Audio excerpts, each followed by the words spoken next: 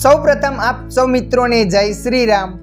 મિત્રો આજના આ વિડીયોમાં આપણે જાણીશું બનાસ બેંકમાં સાઇનને ચેન્જ કઈ રીતના કરવી। હા મિત્રો, તમે જ્યારે બનાસ બેંકની અંદર ખાતું ખોલાવ્યું હતું ત્યારે તમે કોઈક સાઇન કરી હતી, હવે તમે સાઇનને ચેક કરવા માંગો છો, એટલે કે બંધ કરાવવા માંગો છો અને કોઈ બીજી નવી સાઇન એડ કરાવવા માંગો છો, તો આ વિડીયો તમારા માટે।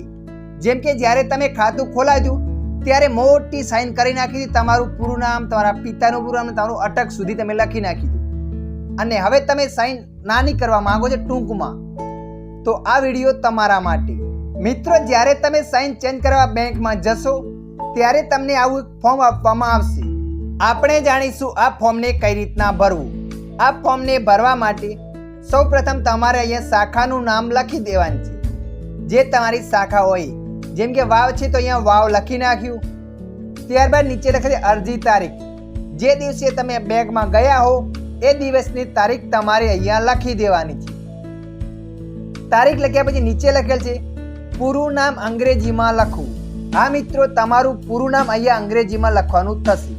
અને મિત્રો, જુઓ તમને અંગ્રેજીમાં નામ લખતા ના આવડતું હોય તો તમે આધાર કાર્ડની મદદથી તમારું પૂરું નામ અંગ્રેજીમાં લખી શકો છો, કેમ કે આધાર કાર્ડની અંદર અંગ્રેજીમાં તમારું પૂરું નામ લખેલું હોય છે, તો તમારે અહીંયા પૂરું નામ આધાર કાર્ડની મદદથી લખી દેવાનું છે।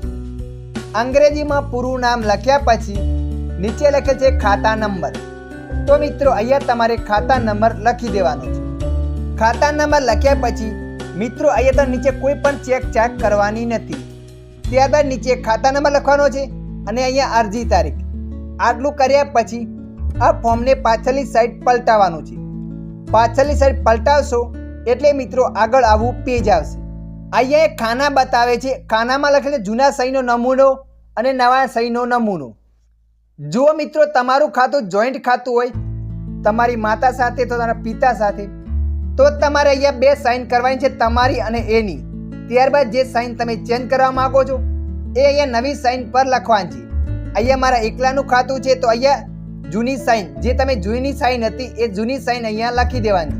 ત્યારબાદ અહીંયા લખે છે નવી સાઇનનો નમૂનો, તમે જે નવી સાઇન એડ કરાવવા માંગો છો એ નવી સાઇન તમારે અહીંયા લખી દેવાની છે। નવી સાઇન એડ કર્યા પછી અહીંયા લખે છે ગ્રાહકની સહી, તો મિત્રો અત્યારે અહીંયા તમારે જે જૂની સાઇન હતી એ લખવાની થશે।